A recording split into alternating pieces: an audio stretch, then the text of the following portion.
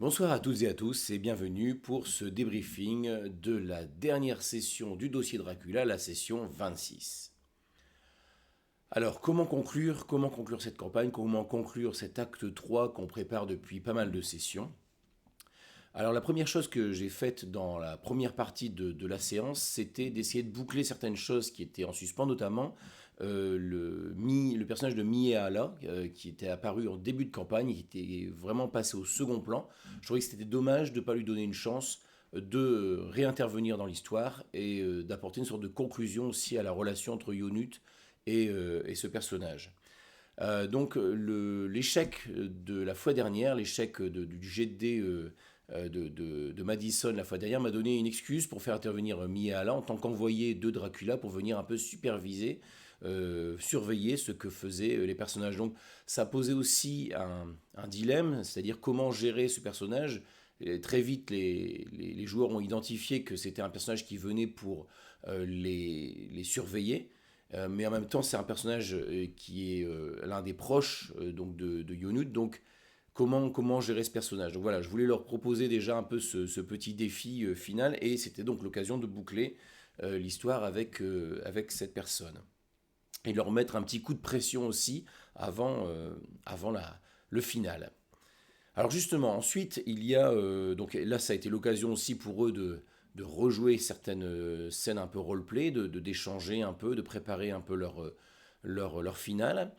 Et puis, donc, il y a le fait de rassembler des atouts, c'est-à-dire un peu comme on constitue une main de cartes. Hein, ils ont rassemblé les atouts qu'ils avaient pu négocier ça et là durant la campagne. Donc, il y avait donc l'équipe de Thomas Digan, il y avait donc Raskan, hein, l'envoyé du comte Orlok, il y avait donc Angelica, la sœur de Yonut. Voilà, donc tout ça, ça constitue une grosse équipe. Alors ça pose certains problèmes au niveau de la gestion après de la scène finale. Hein, il y a une certaine difficulté puisque on se retrouve avec finalement 9 personnages, dont 6 PNJ.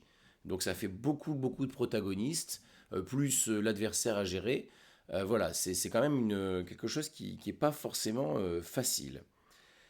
Alors justement, le combat final, dans l'ensemble, ça a fonctionné. Je pense que les joueurs sont assez contents de ce qui s'est passé. Pour ma part, je ne suis pas complètement satisfait de ce combat final. Je trouve qu'il manquait un petit peu de tension. Je vais y revenir un petit peu là dans cette analyse. Alors déjà, comme je l'ai dit, une première difficulté de ce combat final, c'est qu'il y a beaucoup de protagonistes, et notamment 6 PNJ. Donc ça veut dire comment gérer tout ce monde-là de façon fluide. Alors heureusement, le système de Nile Black Agent permet de faire des réussites automatiques en dépensant assez de points.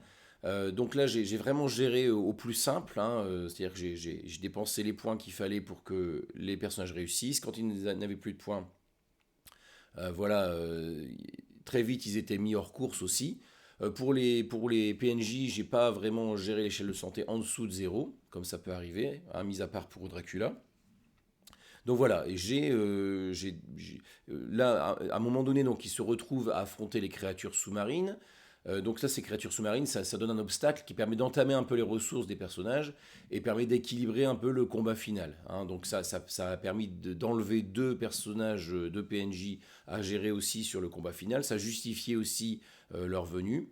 Ensuite, pour temporiser un petit peu, il y a eu aussi l'effet psychologique d'affronter Dracula. Donc il y a eu là deux personnages qui étaient un peu en retrait.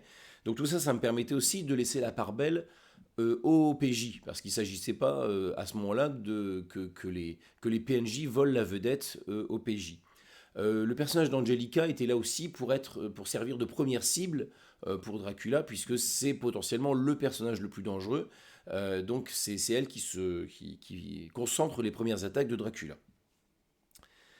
Alors, dans ce combat, j'ai essayé d'utiliser d'une part le décor. Hein, ils sont dans une chapelle souterraine. Il y a ce démon tutélaire qui est un démon lié au tremblement de terre. Donc, il y a la menace aussi que tout s'écroule sur eux.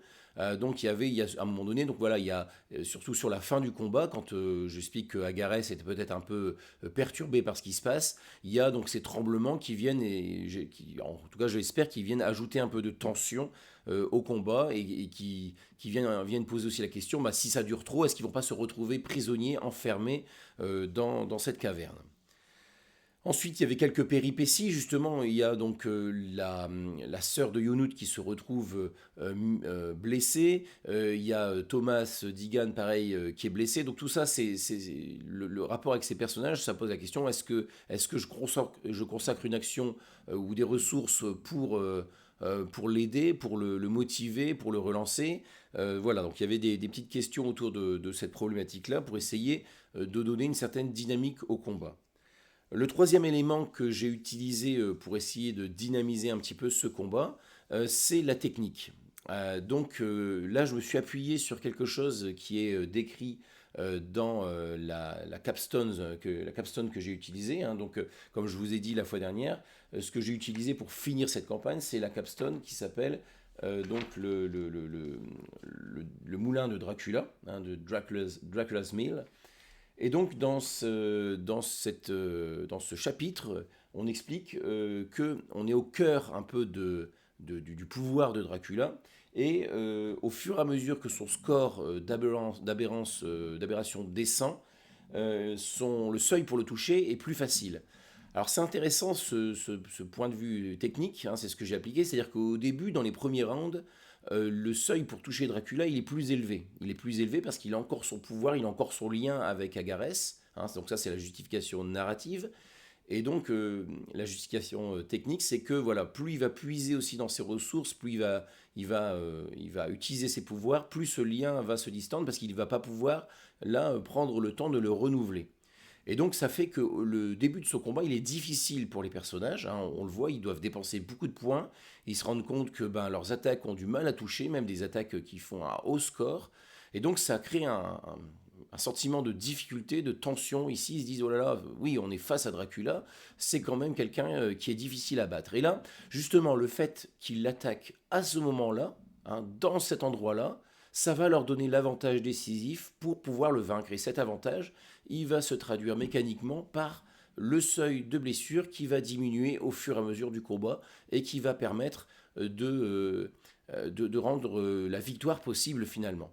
Moi j'appelle ça un peu l'effet Actarus, c'est-à-dire c'est comme dans Goldorak où au début le héros se fait balayer par les Golgoths, hein, et puis après il arrive à revenir petit à petit et il finit par arracher la victoire. Voilà. Donc c'est un peu cet effet-là que j'ai voulu générer, notamment par ce côté technique. Alors je vous dis en m'appuyant, hein, sur ce qui est proposé dans le livre, toujours. Alors comment j'aurais pu un peu faire mieux par rapport à cette scène. Suite à ça, je suis retourné voir un petit peu dans certains articles, notamment l'article qui s'appelle Animé des combats dans Mener des parties de jeux de rôle, hein, le livre des éditions Lapin Marteau, et puis aussi comment structurer un combat de boss dans la boîte à outils, toujours aux éditions Lapin Marteau. Ce qui est intéressant ici, c'est qu'on a affaire à ce qui est décrit comme étant un combat paroxystique. Donc c'est le paroxysme, c'est le moment, c'est le climax un petit peu de la campagne. C'est le moment où tout va se résoudre. Et donc c'est un combat avec un enjeu important. Ça peut pas être un combat. C'est un combat vraiment où il faut que l'adversaire puisse déployer tout son talent. Donc là, peut-être ce qui a manqué aussi pour moi, c'est de m'appuyer davantage sur les dépenses d'aberration, sur les actions multiples, pour donner plus d'opportunités à Dracula d'agir. C'est-à-dire que là, il se retrouve donc finalement à 7 contre une personne. Ils ont donc 7 actions, et lui, il peut générer une action ou deux actions en dépensant des points d'aberration. Voilà, donc j'aurais peut-être dû dépenser davantage de points d'aberration pour qu'il puisse avoir plus d'actions et intervenir plus régulièrement.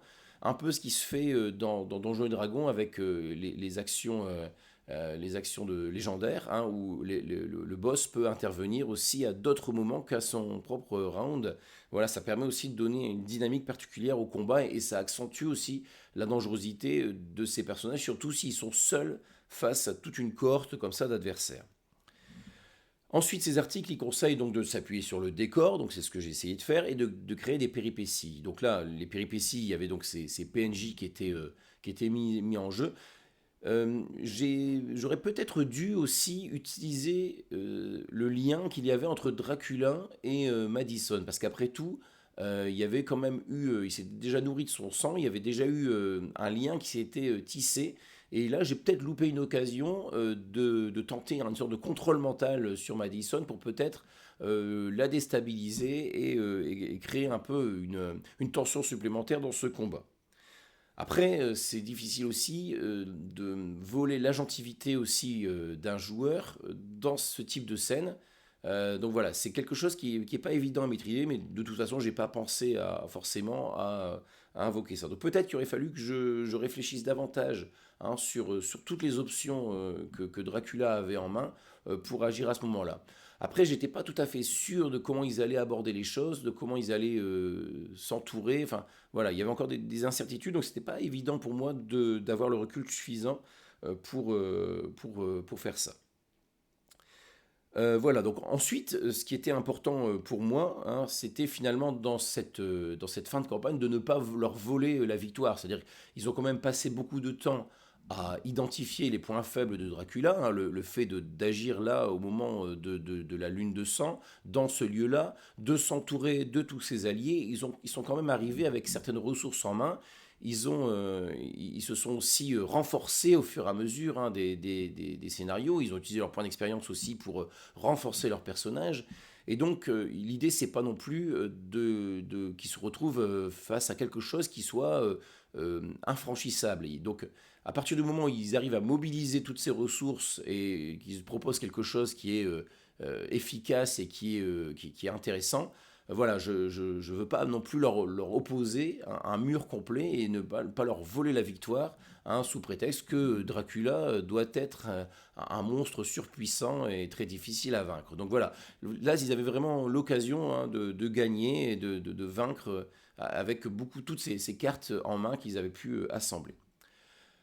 Donc voilà, donc j'en arrive à la fin de ce débriefing.